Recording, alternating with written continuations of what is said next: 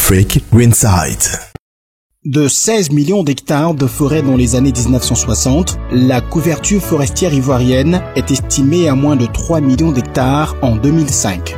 Les raisons liées à cette déforestation d'environ 200 000 hectares de forêt par an sont entre autres l'agriculture extensive, l'exploitation incontrôlée du bois d'œuvre et du bois énergie, l'orpaillage et l'insécurité foncière.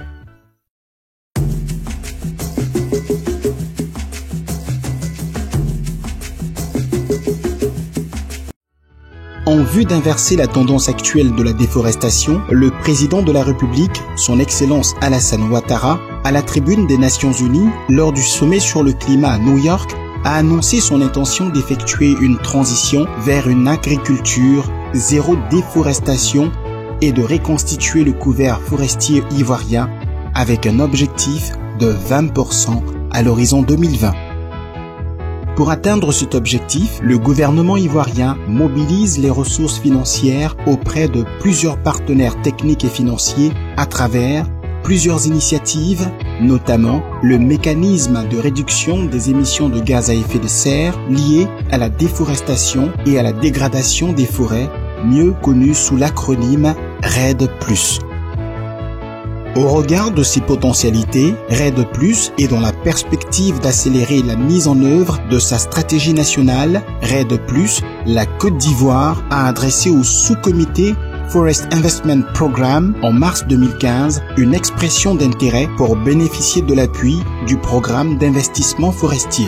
Le plan d'investissement forestier est l'un des 4 programmes du Fonds d'investissement climatique dont l'objectif est de financer les politiques et les mesures réduisant le déboisement et la dégradation des forêts, de protéger les stocks de carbone forestier et de lutter contre la pauvreté. La Côte d'Ivoire a ainsi été sélectionnée en mai 2015 comme pays pilote pour la phase 2 du Forest Investment Programme. À ce titre, le pays bénéficie d'un appui technique et financier destiné à la mise en œuvre de projets et activités REDD+, dans les zones du sud-ouest autour du parc national de Taï et du centre dans l'ancienne boucle du cacao. Dans cet élan, le pays a entamé la préparation de son plan d'investissement forestier à travers un processus participatif incluant les différentes parties prenantes avec l'appui financier et technique de la Banque mondiale et la Banque africaine de développement. Pour valider ce document, un atelier national de 3 jours a réuni l'ensemble des parties prenantes nationales issues du secteur privé, de l'administration publique et décentralisée, des collectivités territoriales, des partenaires techniques et financiers, de la société civile et des médias. Co-présidé par le ministère de l'Environnement et du Développement durable et celui des Eaux et Forêts, cet atelier a également enregistré la présence des représentants de la Banque mondiale et de la Banque africaine de développement. Madame Kaba, directeur de cabinet, représentant le ministre de l'Environnement et du Développement durable, a apprécié le caractère participatif des réflexions. C'est pour moi un grand plaisir et un agréable devoir de procéder au nom du Dr Rémi Alakwadio, ministre de l'Environnement et du Développement durable, à l'ouverture officielle de l'atelier de validation du plan d'investissement forestier de la Côte d'Ivoire. Votre présence à cet atelier est un signe éloquent de l'importance que vous attachez à la gestion concertée et durable de nos ressources naturelles. Pour cela, je voudrais vous exprimer mes sentiments de gratitude pour avoir répondu présent à l'invitation de ce jour.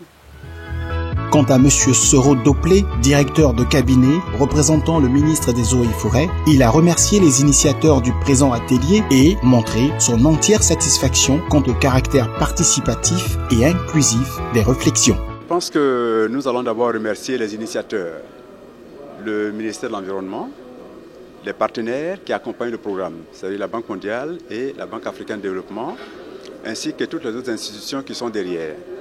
Effectivement, comme ça a été rappelé tout à l'heure, nous sommes à la croisée des chemins en matière de gestion forestière.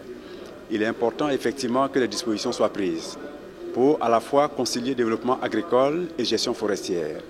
Et en cela, donc, le PIF, qui nous réunit ce matin, est une opportunité pour passer en revue donc, les différentes stratégies les voies et moyens pour faire en sorte que cet objectif-là puisse être atteint.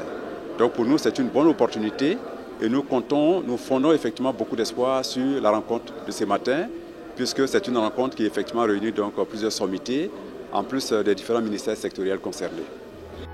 Durant les travaux, chaque acteur a défendu sa position et a fait des propositions. Mieux, chacun a essayé de bien comprendre les différentes contributions pour l'amélioration du document final. Celui qui a posé la question de l'urbanisation, moi j'ai compris plutôt l'étalement des villes qui consomment de la forêt, l'espace forestier. Le cas le plus patent, c'est Abidjan qui a consommé la forêt de Anguédédou et puis toutes les forêts qui sont aujourd'hui prises dans le Grand Abidjan. En fait, quand il a posé la question, c'est ce que j'ai compris.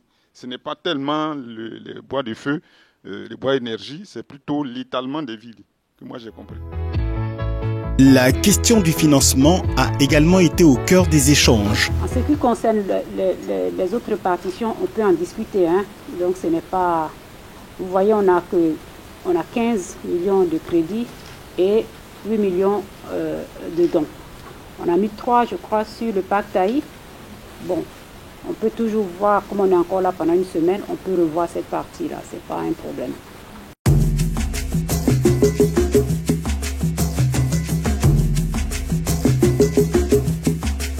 Après 2 jours de réflexion et de contribution, la 3e journée de l'atelier a permis d'intégrer toutes les suggestions des participants. Et cet exercice a permis d'obtenir un document consensuel pour la Côte d'Ivoire. Les partenaires techniques et financiers engagés dans le processus nous expliquent les différents rôles qui leur sont assignés dans ce processus. Nous intervenons pour accompagner le gouvernement de Côte d'Ivoire. En ce sens que nous ne faisons pas autre chose que ce que le gouvernement nous demande de faire. Donc, sur cette base, la Côte d'Ivoire a été sélectionnée à sa demande pour participer au programme FIP. Et donc, c'est dans ce programme que nous nous insérons. Comme vous le savez, il a été confié aux banques multilatérales de développement, dont la BAD. Donc, pour la Côte d'Ivoire, nous sommes en partenariat avec la Banque mondiale pour pouvoir accompagner le gouvernement dans la mise en œuvre de toutes les actions qui sont capables de nous assurer un développement agricole, mais en même temps préserver nos moyens de subsistance qui sont la forêt, la terre, les eaux et tout ce que vous pouvez imaginer. Ma présence ici en Côte d'Ivoire, je pense que c'est la 3e mission que nous faisons pour appuyer le pays à la préparation de son programme d'investissement forestier. C'est un programme de 24 millions de dollars, donc on va agir sur les forêts classées et le domaine rural ainsi que le parc Taï. Depuis le début, on a fait participer toutes les parties prenantes. On a fait d'abord une expression d'intérêt qui a été faite de manière participative aussi, qui a été retenue par les bailleurs de fonds. Et la seconde phase maintenant, c'est la préparation du plan d'investissement lui-même qui a commencé à 4 mois et toutes les parties prenantes ont participé. Et le but de ma mission aujourd'hui en Côte d'Ivoire, c'est encore de valider ce programme, ce plan d'investissement avec toutes les parties prenantes. Il y avait plus de 70 participants. Donc je pense on peut considérer que c'est un succès déjà. Certains acteurs engagés dans la validation du plan d'investissement forestier nous livrent ici leurs avis. Le programme d'investissement forestier de la Côte d'Ivoire est un document important non seulement pour la Côte d'Ivoire mais pour les acteurs du secteur agricole, notamment la filière EVA, qui a eu une contribution riche, d'abord par le fait qu'elle a été associée aux différents échanges à différents niveaux. Et nous avons estimé qu'il fallait avoir un autre regard de nos pratiques agricoles, notamment une aviaculture intelligente qui tient compte du développement durable. Nous notons aussi que, à côté de ce couvert forestier qui est entièrement rempli par l'aviaculture, il y a aussi la fonction économique que nous donnons parce que c'est des populations qui ont des besoins. Et lorsque ces besoins sont satisfaits, ils sont beaucoup plus réceptifs aux différents messages que nous leur communiquons, à savoir la préservation de l'environnement et autres. Je suis satisfait de ce que d'abord, nous nous sommes fondés sur l'approche participative. Toutes les parties prenantes sont représentées à cet atelier Et les problèmes qui sont exprimés sont des problèmes qui viennent du terrain. Les populations ont été aussi touchées, je veux dire, consultées à Didier Vie. La mission de la BAD et la Banque mondiale était là-bas. Les populations exprimaient leurs besoins. Donc moi, je suis là pour traduire tout cela. Après l'obtention du document final du plan d'investissement forestier de la Côte d'Ivoire, M. Yao Marcel, point focal national du plan d'investissement forestier, fait la synthèse des différentes actions qui ont précédé la validation du document et témoigne toute sa reconnaissance aux différents acteurs impliqués. Depuis 2011, à l'accession au ministère de l'Environnement et du Développement durable du Dr Ala Kouadio Remi, il nous a donc instruit pour la lutte contre les changements climatiques à aller mobiliser des financements. Et le canal que nous avons jugé judicieux pour un pays comme la Côte d'Ivoire, où il y a une forte concurrence entre agriculture et forêt, c'est le mécanisme REDD+. Et donc depuis 2011, le pays s'est officiellement engagé dans ce processus. Une feuille de route a été élaborée, suivie de très près par M. le ministre lui-même en personne et par tous les autres ministères concernés de près ou de loin par la question des forêts. Et cette feuille de route a été validée au niveau international en 2013. Cette validation nous a donné accès à deux importants fonds de la Banque mondiale et de l'ONU-REDD pour nous accompagner dans la phase de préparation à ce processus. La Côte d'Ivoire est donc partie en concurrence avec 36 pays pour l'élaboration de son plan d'investissement forestier. Et la qualité de notre document nous ont donné accès à ce fonds. Donc 6 pays ont été retenus sur les 36, dont la Côte d'Ivoire. Et il fallait maintenant mettre un contenu avec toutes les parties prenantes nationales à ce document d'investissement forestier. C'est ce que nous venons de finaliser et ce document vient d'être validé et sera présenté au mois de juin au comité de sélection du programme d'investissement forestier pour sa mise en œuvre effective. Et je tiens à rappeler et à remercier tous nos partenaires, tous nos collègues des autres ministères, eaux et forêts, environnement, agriculture et toutes nos parties prenantes nationales pour leur très bonne collaboration, parce que c'est cela le développement durable.